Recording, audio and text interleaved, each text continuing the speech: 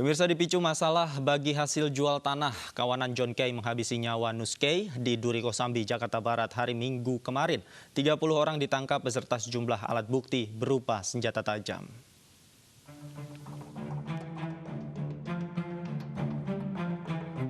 Lagi-lagi, John Kay dan kawanannya berulah hingga memakan korban jiwa. 30 orang ditangkap dalam penyerangan dan pembunuhan yang terjadi di Jakarta Barat dan Tangerang pada hari Minggu kemarin. Penyerangan serta pembunuhan terhadap korban bernama Nus Kay dipicu karena ketidakpuasan bagi hasil penjualan tanah. Motif ini adalah sesama, sebenarnya masih bisa dikatakan mereka ini masih keluarga, antara John Kay dengan Nus Kay.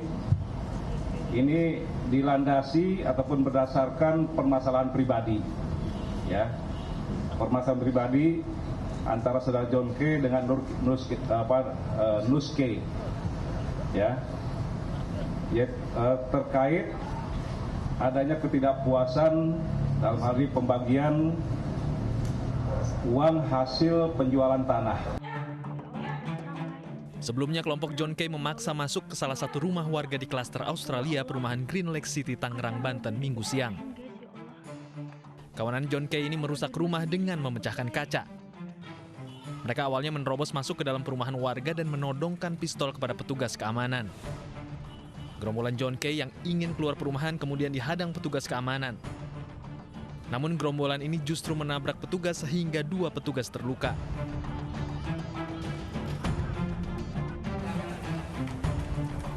Polisi yang langsung bergerak tangani kasus ini menggerebek tempat tinggal John Kay di perumahan Titian Indah, Kota Bekasi, Jawa Barat, Minggu malam. Penggerebekan berlangsung dramatis karena ada perlawanan dari anak buah John Kay. Polisi terpaksa melepaskan tembakan peringatan untuk meredam perlawanan. Tak hanya di satu lokasi, sejumlah rumah yang diduga menjadi markas dan tempat tinggal anak buah John Kay juga digerebek. Selain mengamankan John Kay dan anak buahnya, polisi juga menyita puluhan senjata tajam dan plat nomor kendaraan. Pemirsa, untuk informasi selengkapnya kita akan tanyakan langsung kepada Direktur Kriminal Umum Polda Metro Jaya, ada Kombes Pol Tubagus Ade Hidayat terkait penangkapan gerombolan John Kay. Selamat sore, Pak Tubagus Ade Hidayat. Selamat sore, Mas Davi. Pak, boleh kita flashback sedikit di mana semalam ini pihak Polda Metro Jaya ini menggerebek kawanan dari John Kay, Pak. Ketika penggerebekan terjadi di daerah Bekasi ini, betul ada perlawanan atau seperti apa, Pak, prosesnya? Ya, pada dasarnya perlawanan ada, tetapi tidak terlalu seperti apa. Karena pada dasarnya setiap orang pasti tidak ingin ditangkap. Setiap orang pasti tidak ingin ditangkap oleh pihak kepolisian. Dan kebetulan jumlah mereka dalam satu titik itu cukup banyak. Sehingga dalam rangka mengantisipasi itu semua, akhirnya kita memberikan tembakan peringatan untuk supaya hal ini tidak berkembang lebih jauh lagi gitu. Baik. Untuk ke-30 orangnya Gitu, Mas ini Davi. ditangkap di satu rumah, Pak, atau berbeda rumah, Pak, di Bekasi, Pak? Satu kawasan, tetapi bukan satu rumah. Kebetulan berdekatan saja dan saling berseberangan. Di situ juga ada tempat tinggalnya John Kay, kemudian ada tempat tinggalnya beberapa anggotanya. Dan kemudian juga ada sekretariat yang lokasinya tidak berjauhan dengan lokasi tempat tinggalnya John Kay. Pak, kemudian bagaimana ketika itu polisi mengetahui bahwa yang melakukan tindakan kekerasan khususnya di 2 lokasi, Pak, di Kosambi dan juga di Cipondoh ini adalah rekan-rekan dari John Kay, Pak?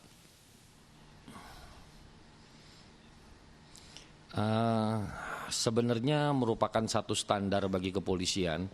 Setiap ada satu kejadian, maka akan selalu berawal dari TKP, dari tempat kejadian perkara. Itu adalah petunjuk pertama yang biasa dilakukan oleh kepolisian guna menemukan pelakunya.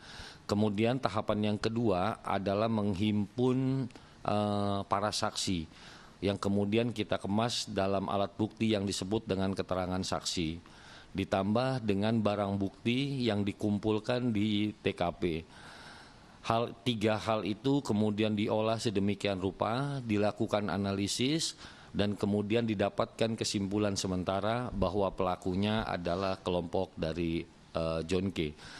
Setelah kita yakin dengan bukti permulaan yang cukup tersebut, maka dari pihak Polda Metro Jaya bekerja sama dengan Polres Tangerang Kota melakukan tindakan kepolisian, mengamankan 25 orang tadi malam itu, dan kemudian dibawa ke Polda Metro Jaya untuk dilakukan pemeriksaan lebih lanjut. Baik. Itu Mas Davi. Baik. Pak, kemudian berapa lama Pak perencanaan yang dilakukan oleh John K dengan anak buahnya? Karena ini kan ada pembagian peran Pak, kemudian di dua lokasi yang berbeda tentunya melalui proses perencanaan. Berapa lama Pak perencanaan yang mereka lakukan Pak? Perencanaan yang dilakukan sebetulnya sudah cukup lama, dan kita mendapatkan beberapa keterangan dari para saksi bahwa rapat-rapat itu sudah dilaksanakan pada saat bulan puasa, itu pun juga dilakukan rapat-rapat persiapan, dan kemudian pelaksanaan eksekusinya baru dilaksanakan hari Minggu kemarin ya, tanggal 21 Juni. Baik, artinya memang betul bahwa tindakan tersebut atas perintah dari John K langsung Pak ya? Selama ini dari hasil kita tidak semuanya itu didasarkan kepada fakta-fakta penyidikan. Fakta-fakta penyidikan itu yang disebut sebagai alat bukti. Alat bukti itu salah satunya adalah keterangan saksi. Saksi-saksi yang kebetulan juga mengetahui ditambah dengan bukti-bukti lain berupa WA, kemudian SMS, dan beberapa petunjuk lain yang menunjukkan bahwa peristiwa itu memang sudah direncanakan. Oleh karena itu maka di dalam pelaksanaannya tuntutannya kita menerapkan kepada pasal 340 tentang pembunuhan berencana. Baik, Pak, kemudian motifnya tadi pada saat press release juga Bapak Kapolda mengatakan bahwa ada persoalan pribadi di mana ketidakpuasan pembagian hasil jual tanah Pak dengan Nuske begitu ya Pak. Nah, apakah memang dalam chattingan atau pesan singkat melalui WhatsApp kedua orang ini antara John K dan Nuske memang sudah saling mengancam begitu Pak? Jadi pada dasarnya mereka kan awalnya satu grup, satu golongan, bahkan satu keluarga. Jadi yang mendorong motivasi untuk dilakukannya itu yang paling utama adalah masalah John K merasa dihianati. John K merasa dihianati. Kemudian kita mencari tahu masalah apa sih sehingga John K merasa dihianati. Nah, salah satu pemicunya di antara mereka adalah ketidakpuasan tentang masalah uang, yang salah satunya adalah yang tadi disebutkan oleh Pak Kapolda itu sehingga muncul terakumulasi dalam satu bentuk bahwa John K merasa dihianati oleh Nuske. Kemudian ketidakpuasan itu berwujud kepada satu perencanaan aksi untuk menghabisi Nuske. Mungkin itu yang dapat kami sampaikan pada Mas Davi malam hari ini, sore hari ini terkait dengan masalah motivasi daripada atau motif yang disampaikan oleh John K. Baik. Kemudian ini kan ada dua lokasi yang berbeda ya Pak ya. Pertama ada di Kosambi, kemudian ada di Cipondoh juga. Apa keterkaitan peran-peran antara yang mengeksekusi 5 orang ini di Kosambi dan juga dengan John K-nya Pak? Kalau dikaitkan mungkin itu adalah satu kegiatan yang saling terhubung yang direncanakan di satu titik. Kemudian ada beberapa target yang memang harus diselesaikan.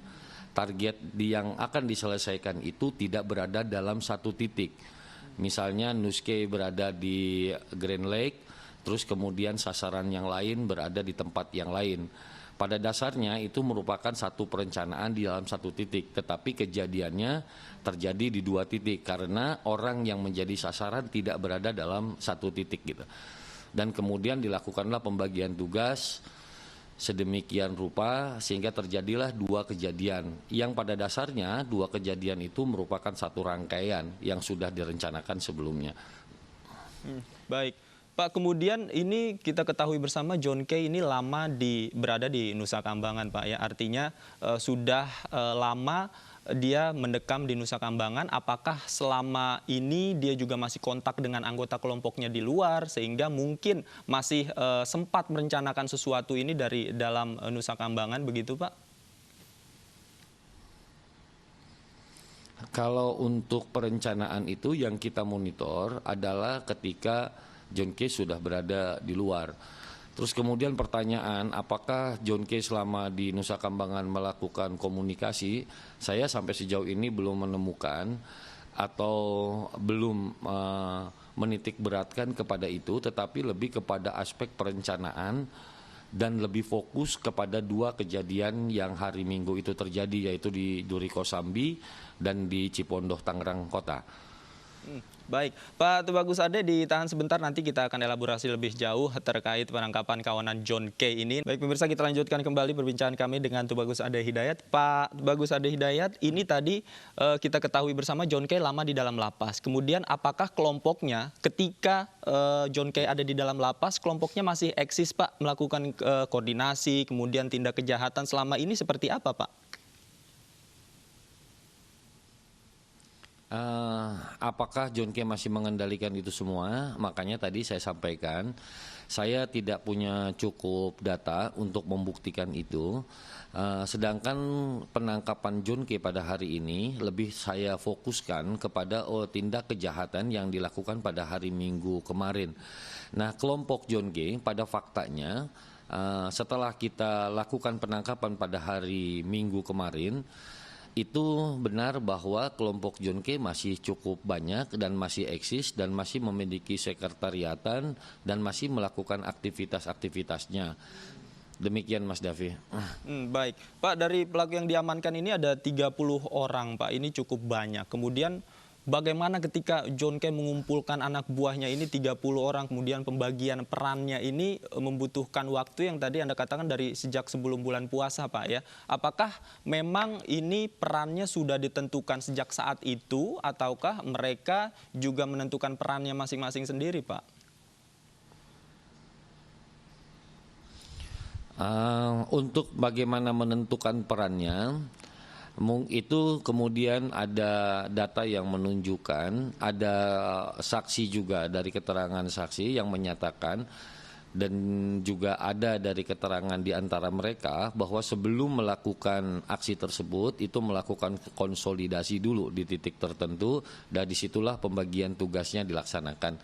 Sedangkan perencanaan untuk menghabisi itu sudah muncul sejak awal. Sedangkan pembagian tugasnya itu dilaksanakan di akhir-akhir pada saat sebelum melaksanakan aksi. Baik, Pak, kita bicara ke barang bukti yang diamankan, Pak. Ini ada senjata tajam, kemudian tombak, ketapel, ada jumlahnya cukup banyak, Pak. Apakah semuanya ini digunakan pada saat kemarin di Kosambi atau di Cipondoh, Pak? Tidak semua barang bukti yang kita dapatkan pada saat operasi penangkapan di Bekasi itu tidak semua alat bukti itu digunakan. Ada beberapa alat bukti yang digunakan yang sudah kita identifikasi. Sedangkan yang lainnya kemudian kita lakukan penggeledahan, ada yang mereka kuasai dan juga ada beberapa yang disimpan. Pada saat kita melakukan penggeledahan seperti pipa, runcing, dan lain sebagainya, itu memang dalam keadaan tidak digunakan.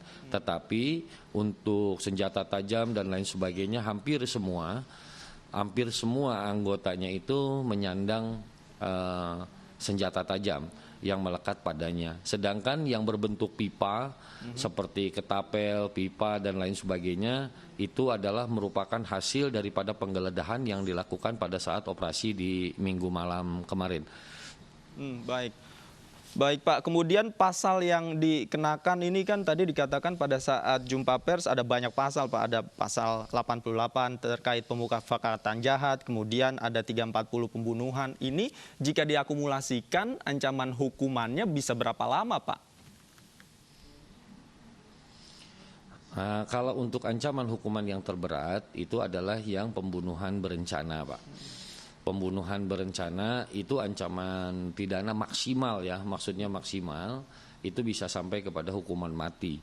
Itulah ancaman hukuman maksimal. Sedangkan berapa nanti akan dituntut oleh jaksa dan berapa nanti yang akan diputuskan oleh hakim menjadi kewenangan daripada hakim. Cuman kalau dilihat dari unsur dari bunyi pasalnya, maka yang tertinggi dari semuanya itu adalah pembunuhan berencana dengan maksimal itu hukuman mati. Demikian Mas dan Davi. Baik, terima kasih Kombes Pol Tubagus Ade Hidayat, Direktur Kriminal Umum Polda Metro Jaya. Kita harapkan prosesnya berjalan lancar Pak ya. Kita nantikan perjalanan prosesnya. Terima kasih Pak.